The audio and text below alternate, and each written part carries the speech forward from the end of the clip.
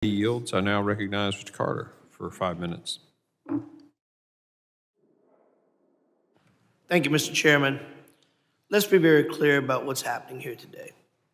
Despite the name of this committee and despite the claims from across the aisle, today's markup is not about securing our border. It's about cutting taxes for the wealthy and gutting programs like Medicaid and SNAP, plain and simple. In my district in South Louisiana, literally 300,000 people are on Medicaid, are now at risk of losing their health care under Republican budget plans.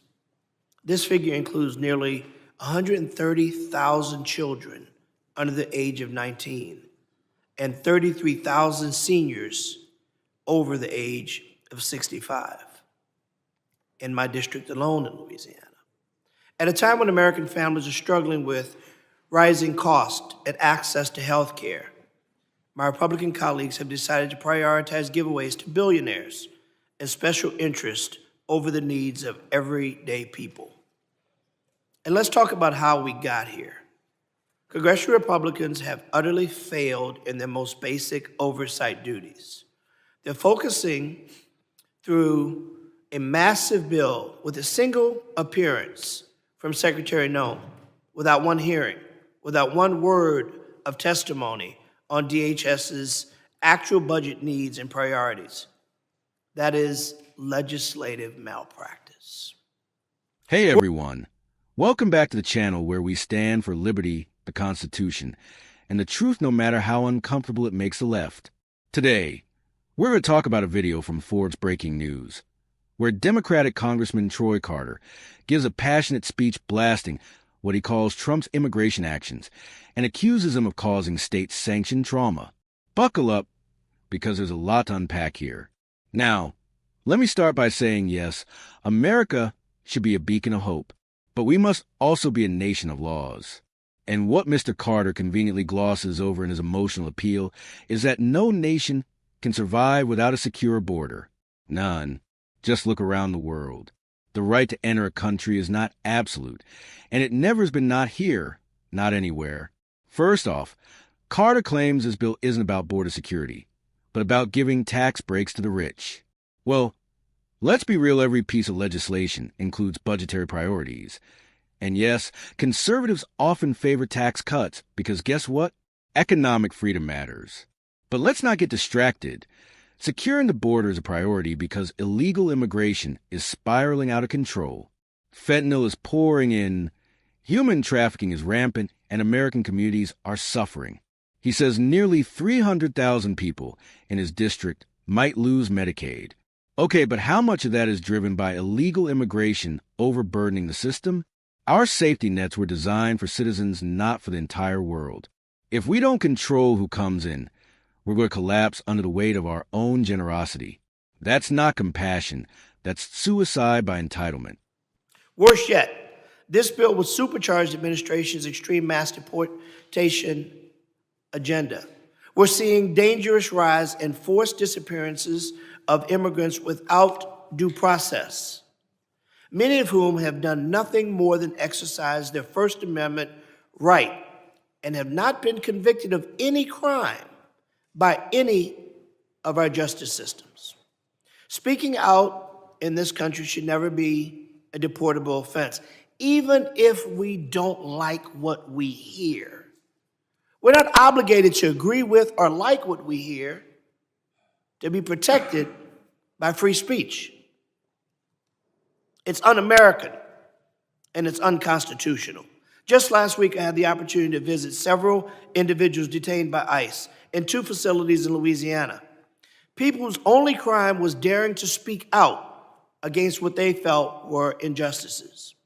I met with Mahmoud Khalil, a lawful permanent resident and Colombian grad student detained after peaceful pro-Palestinian advocacy, someone who has said publicly that he is against terrorism, against Hamas, merely concerned about his homeland and the devastation happening in Gaza.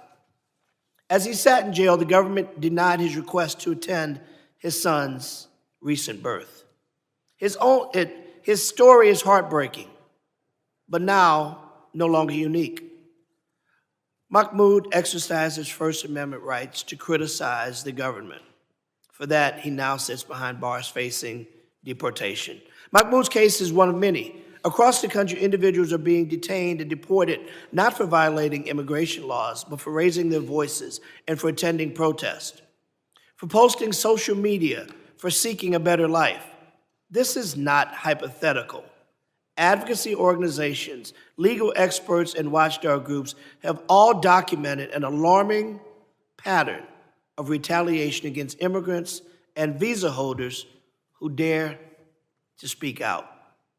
When government uses immigration enforcement as a weapon to silence dissident, it violates the most basic principles of our democracy. The First Amendment does not have an asterisk next to it. It does not say freedom of speech just for citizens. It protects everyone on our soil, no matter their immigration status. When we allow political expression to become deportable offenses, we not only betray the constitutional values, we send a chilling message to all communities that their rights are conditional and precarious. The United States should be a beacon for freedom, not a cautionary tale. Mahmoud Khalil and so many others like him deserve better from us. And now the cruelty of this administration's deportation agenda has reached a horrifying new low. Deporting American citizen children. Recently in my hometown, the District of New Orleans, U.S.-born citizens, children, removed from this country, ripped from their communities, their schools, and in one heartbreaking case from across, access to life-saving medical care. One of those children, a 4-year-old battling with a rare form of cancer, instead of receiving the care and stability they need, this child and their family were targeted for deportation and hurriedly put on a plane and sent to Honduras. This is not border security. This is state-sanctioned trauma, and it's unconstitutional. The American people are watching, and as a recent poll shows, they do not support ripping families apart. They do not support criminalizing speech. They believe in the rule of law and due process. This bill is not about safety. It's about security. It's about power. It's about politics. In the expense of our most fundamental values. I urge you to dig deep into your hearts. Do the right thing. Don't follow the political talking points. Do what's right for the American people. I yield back. Now, Carter talks a lot about due process and First Amendment rights. And you know what? We believe in those rights too. But here's the kicker: being in this country legally is already a violation of law. It's not about what someone said, it's about whether they have a legal right to be here. You can't cherry-pick laws you want to follow just because you're holding a protest sign. He mentions his grad student, Mahmoud Khalil, detained after a protest. But let's not forget, just because someone opposes terrorism publicly doesn't mean they get a free pass on immigration status.